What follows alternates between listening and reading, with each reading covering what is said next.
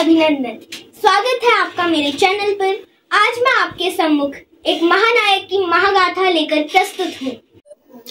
7 मई का वो गौरवशाली दिन, जिस दिन जन्म हुआ एक ऐसे शख्स का जिसने न सिर्फ भारत का गौरव बढ़ाया बल्कि पूरी दुनिया में अपनी छाप छोड़ी, वो है गुरुदेव रविंद्रनाथ टैगोर।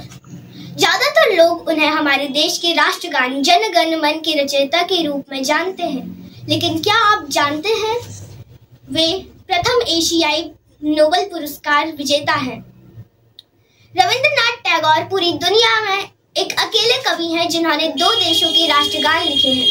रविंद्रनाथ टैगोर सिर्फ एक लेखक ही नहीं बल्कि एक कवि, संगीतकार, चित्रकार, समाज सुधारक और एक उत्साही यात्री भी थे। तो चलिए आपको ले चलते हैं रविंद्रनाथ टैगोर की जिंदगी की एक रोमांचक यात्रा पर। रविंद्रनाथ टैगोर का जन्म 7 मई 1861 को कोलकाता के जोड़ासांको ठाकुरबाड़ी में हुआ था। उनके परिवार का मूल उपनाम पुचारी था। वे पिराली ब्राह्मण थे जो मूल रूप से पश्चिम बंगाल के वर्धमान जिले के कुछ नामक गांव के थे। उनका परिवार इतना अमीर था कि उन्हें ठाकुर कहा जाता था, लेकिन अंग्रेजों ने इसे गलत उच्चारण कर टैगोर बना दिया। टैगोर परिवार बंगाल के पुनर्जागरण का अगुआ था। उनके दादा द्वारिकानाथ टैगोर एक बड़े उद्योगपति थे और पिता देवेंद्रनाथ टैगोर आध्यात्मिक गुरु और ब्रह्म समाज के प्रमुख सदस्य थे। रविंद्रनाथ 14 भाई बहनों में सबसे छोटे थे।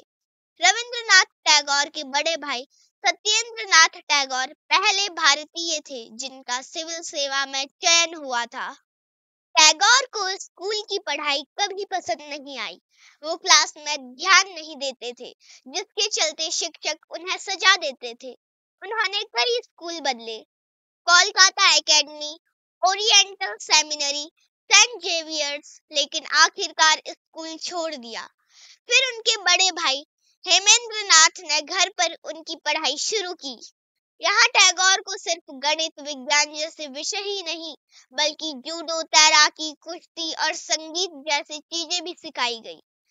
दिग्गज संगीतकार जदुनाथ भट्टाचार्य, जिन्होंने वंदे मातरम की धुन बनाई, टैगोर को संगीत सिखाने घर आते थे।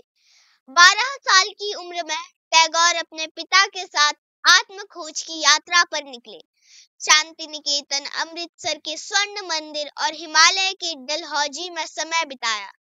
यहाँ उन्होंने खगोल विज्ञान, इतिहास, उपनिषद और रामायण का अध्ययन किया।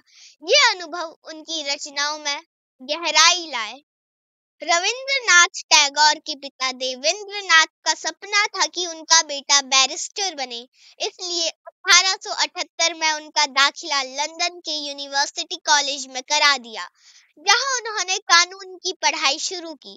लेकिन उनका मन तो साहित्य और संगीत में था। 1880 में वे बिना किसी डिग्री के बंगाल वापस लौट आए, जहां उन्होंने कई तरह की कविताएं, नाटक, कहानियां और उपन्यास लिखे। टैगोर ने 13 साल की उम्र में अपनी पहली कविता लिखी, जो तत्वबोधिनी पत्रिका में छपी। उनकी कविताओं का संग्रह गीतांजलि इतना मशहूर हुआ कि 1913 में उन्हें इसके लिए साहित्य का नोबेल पुरस्कार मिला। वो पहले गैर यूरोपीय थे जिन्हें ये सम्मान मिला। टैगोर ने 2230 से ज्यादा गीत लिखे, जिन्हें रविंद्र संगीत के नाम से जाना जाता है। हिंदुस्तानी, कर्नाटक, गुरबानी और आयरिश संगीत का मिश्रण उनके गीतों को अनूठा बनाता है। सिर्फ संगीत ही नहीं, टैगोर ने 2300 से ज्यादा पेंटिंग्स भी बनाई। उनकी कहानियां जैसे काबुली वाला और उपन्यास आज भी हमें प्रेरित करते हैं। और हाँ, उन्होंने भारत का राष्ट्रगान जन गण मन और बांग्लादेश का आमार सोनार बांग्ला लिखा। श्रीलंका के राष्ट्रगान पर भी उनकी छाप है। 14 जुलाई 1930 को जर्मनी के बर्लिन में कुछ ऐसा हुआ जिसे दुनिया आज भी याद करती है। टैगोर की मुलाकात हुई महान वैज्ञानिक अल्बर्ट आइंस्टीन से।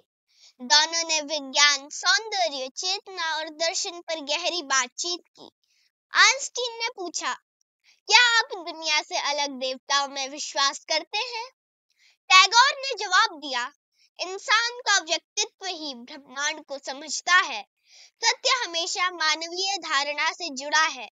उनकी ये मुलाकात न्यूयॉर्क टाइम्स में छपी और इसे विज्ञान और रहस्यवाद की मुलाकात कहा गया। टैगोर सिर्फ कवि नहीं बल्कि एक समाज सुधारक और स्वतंत्रता सेनानी भी थे।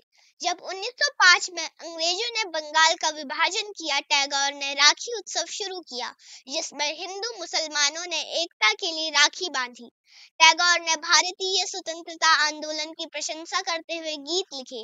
उनकी दो सबसे ज्यादा राजनीतिक रूप से प्रभावशाली रचना चित्तो जेठा भय शून्य यानी where the mind is without fear और एकला चलो रे यानी if they answer not to your call walk alone ने बड़े पैमाने पर प्रशंसा हासिल की। 1915 में उन्हें ब्रिटिश सरकार ने नाइटहुड दी, लेकिन 1919 में जलियांवाला बाग हत्याकांड के विरोध में उन्होंने इसे लौटा दिया। टैगोर राष्ट्रवाद से आगे की सोच रखते थे। वो अंतर्राष्ट्रीयता में विश्वास करते थे, जहां पूरी दुनिया एक परिवार हो।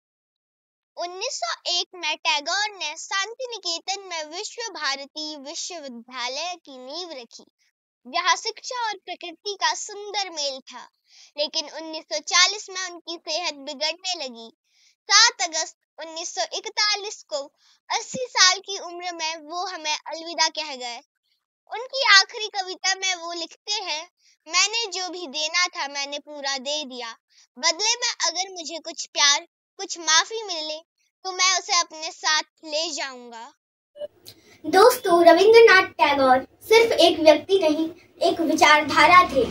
उनकी रचनाएं, उनके विचार हमें आज भी प्रेरित करते हैं। तो आइए उनकी इस विरासत को आगे बढ़ाएं। आपको रविंद्रनाथ टैगोर की कौन सी रचना सबसे अच्छी लगी, आप कमेंट्स में बता सकते हैं। और हाँ, इस वीडियो को अपने दोस्तों के साथ शेयर करें। तब तक के लिए अलविदा, मिलते हैं अगले वीडियो में। नमस्ते।